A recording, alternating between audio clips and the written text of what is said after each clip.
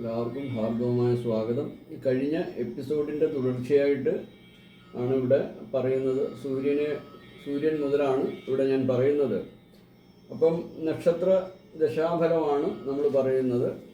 ദശാഫലവും ഓരോ ഗ്രഹത്തിൻ്റെ അപഹാരങ്ങളിൽ ഉള്ള അതിൻ്റെ കാലാവധി എത്രയാണെന്നും അതിൻ്റെ ഗുണദോഷ ഫലങ്ങളും ഒക്കെയാണ് നമ്മളിവിടെ പറയുന്നത്. അത് ഞാനിതിവിടെ പ്രത്യേകം പറയുന്നത് നിങ്ങൾക്ക് സ്വയം മനസ്സിലാക്കാൻ വേണ്ടിയാണ്. അതായത് നമുക്ക് തന്നെ അറിയാൻ പറ്റും നമ്മളുടെ സ്ഥിതി എങ്ങനെയാണ്, ഗ്രഹസ്ഥിതി എന്താണെന്ന്. അപ്പോൾ ഇവിടെ ആദിത്യ ദശയിൽ ആദിത്യൻ്റെ ദശാകാലത്ത് ഇഷ്ടഭാവത്തിൽ ബലവാനായി നിൽക്കുമ്പോൾ പുത്രലാഭം പറയുന്നുണ്ട്, അർത്ഥലാഭം, ഉദ്യോഗലാഭം, തൊഴിൽ, സുഖം ഇവ സംഭവിക്കും.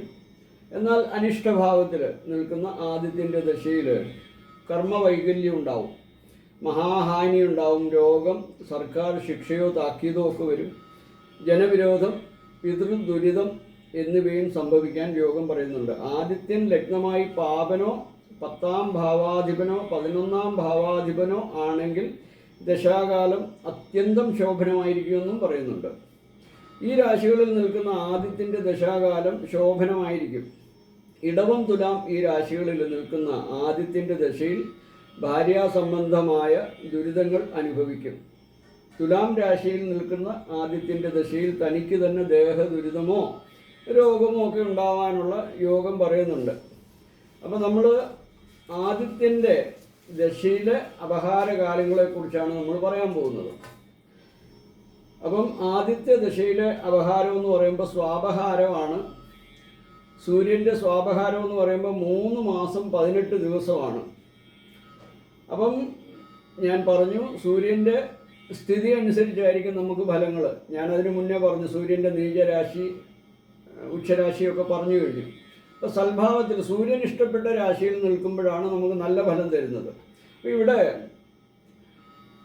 ധനലാഭം, വിദേശങ്ങളിലും വനപ്രദേശങ്ങളും സഞ്ചാരം അല്ലെങ്കിൽ താമസം, മനോദുഃഖം ഇവയാണ് ഫലം പറയുന്നത്. സ്വാപഹാരം അത് ഉച്ചനാണെങ്കിൽ തീർച്ചയായിട്ടും നല്ല ഫലമായിരിക്കും പറയുക. അപ്പം സൂര്യനിൽ സ്വാപഹാരം കഴിഞ്ഞാൽ പിന്നെ ചന്ദ്രൻ്റെ അപഹാരമാണ്. 6 മാസക്കാലമാണ്. അതിൽ ധനലാഭം, സജ്ജന സഹവാസം ഇവയാണ് ഫലം. അത് കഴിഞ്ഞാൽ പിന്നെ ചൊവ്വയുടെ അപഹാരമാണ്. 4 മാസം 6 ദിവസമാണ്.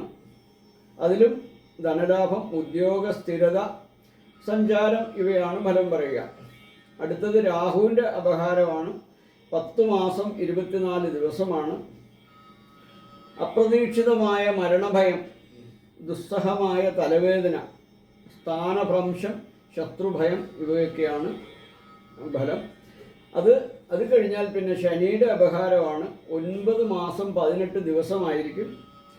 കാര്യങ്ങളിൽ അലസതയുണ്ടാകാനുള്ള സാധ്യത, സഹപ്രവർത്തകരുടെ വിരോധം, കാര്യസാധ്യമില്ലായ്മ ഇവയാണ് ഫലം. അത് കഴിഞ്ഞാൽ പിന്നെ ബുധൻ്റെ അപഹാരമാണ്. 10 മാസം 6 ദിവസമാണ്. ദുഃഖം ആയിരിക്കും, ഒരു കാര്യത്തിലും ഉത്സാഹമില്ലായ്മയായിരിക്കും, ധനനാശം, അല്പസുഖം ഇവ ഫലമാണ്. നമുക്ക് കുറച്ച് സുഖം കിട്ടാനുള്ള യോഗമുണ്ട്. അത് കഴിഞ്ഞാൽ കേതുവിൻ്റെ അപഹാരകാലമാണ്. അത് 4 മാസം 6 ദിവസമാണ്. നേത്രരോഗം, മനോദുഃഖം, നിരാശ ഇവയൊക്കെ ആയിരിക്കും ഫലം. അതുപോലെ അടുത്തത് ആദിത്യ ദശയിലെ അവസാനത്തെ അപഹാരകാലം എന്ന് പറയുന്നത് ശുക്രൻ്റെ അപഹാരകാലമാണ്. 1 വർഷം ആയിരിക്കും അത് ധനലാഭം, കുൽസിത സ്ത്രീകളുമായി സഹവാസം, ഉദ്യോഗ സംബന്ധമായ ഉയർച്ച ഇവയൊക്കെ പറയുന്നുണ്ട്. അടുത്തത് ചന്ദ്രദശയെക്കുറിച്ചാണ് നമ്മൾ പറയുന്നത്. അപ്പോൾ ചന്ദ്രൻ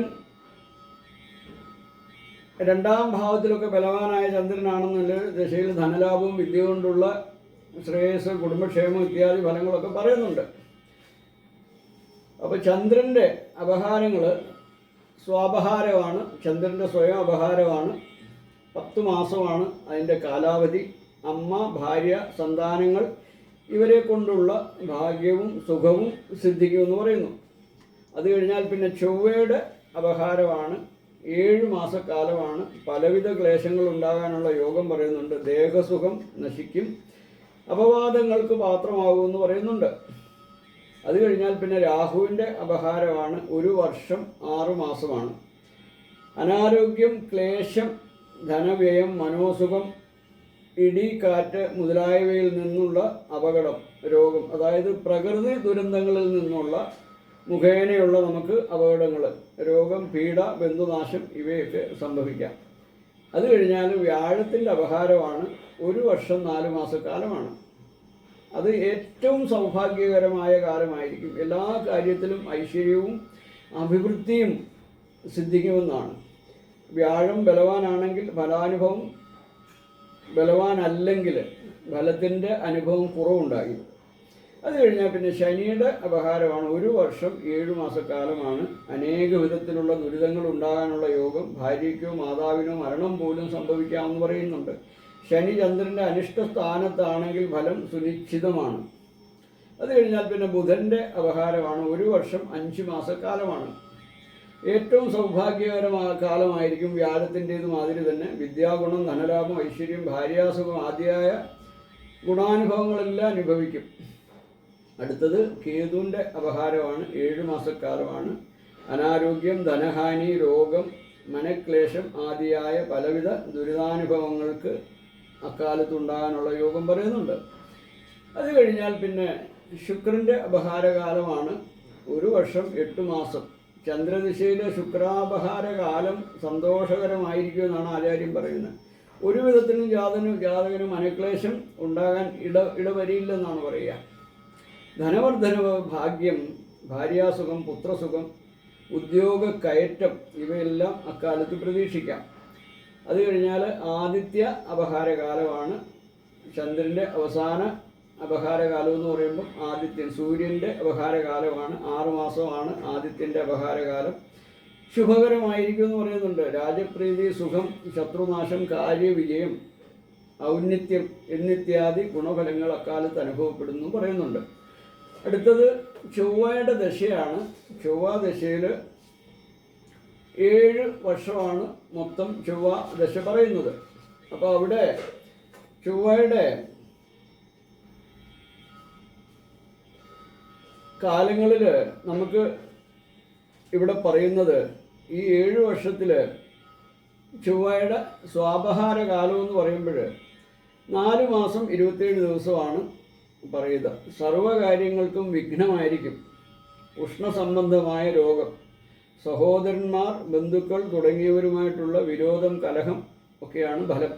അത് കഴിഞ്ഞാൽ പിന്നെ രാഹുവിൻ്റെ അപഹാരകാലം 11 മാസം 6 ദിവസമാണ്. ശോഭനമായ കാലമായിരിക്കുമെന്ന് പറയുന്നുണ്ട്. ധനലാഭം, ഭൂമിലാഭം, സുഖം, വിദ്യാവിജയം, സർവകാര്യ വിജയം ആദിയായ ഫലം അനുഭവപ്പെടും. അത് കഴിഞ്ഞാൽ പിന്നെ ശനിയുടെ അപഹാരകാലം 1 വർഷം 1 മാസം 9 ദിവസമാണ്. ശത്രുഭയം, തസ്കരഭയം, രോഗം, ഉദ്യോഗ സംബന്ധമോ തൊഴിൽപരമോ ആയ അപകർഷത, കൃഷിനാശം, സ്വദേശം വിട്ടുള്ള താമസം ഇതൊക്കെയാണ് ഫലം. അത് കഴിഞ്ഞാൽ പിന്നെ വ്യാഴത്തിൻ്റെ അപഹാരമാണ്. 11 മാസം 6 ദിവസമാണ്. ശോഭനമായ കാലമായിരിക്കും. ധനലാഭം, ഭൂമിലാഭം, സുഖം, വിദ്യാവിജയം, സർവകാര്യ വിജയം ആദിയായ ഫലം നമുക്ക് അനുഭവത്തിൽ വരുമെന്നാണ്.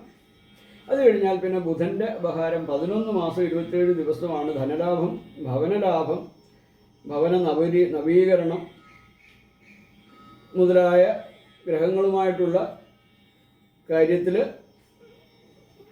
ശുഭപ്രതീക്ഷ ഉണ്ടാക്കാം. നമുക്ക് ശുഭകരമായ കാര്യങ്ങൾ നടക്കും. ശത്രു ശല്യമൊന്നും ഉണ്ടാവില്ല. ശത്രുക്കളെയൊക്കെ നശിപ്പിക്കാനുള്ള സമയം ആയിരിക്കും അത്. അടുത്തത് കേതുവിൻ്റെ അപഹാരകാലമാണ്. 4 മാസം 27 ദിവസമാണ്.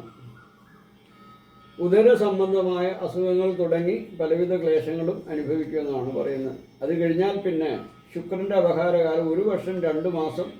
ഈ സമയത്ത് ഭാര്യ സുഖം, ധനലാഭം, എവിടെയും വിജയം, ഉദ്യോഗ സംബന്ധമായ ഉയർച്ച ഇവയെല്ലാം അനുഭവപ്പെടും. അത് കഴിഞ്ഞാൽ ആദിത്യൻ്റെ, സൂര്യൻ്റെ അപഹാരകാലമാണ്. 4 മാസം 6 ദിവസം. അപ്പോൾ കലഹം, രോഗം, സ്വജന ശത്രുത ആദിയായ ദോഷഫലങ്ങളാണ് പറയുന്നത്.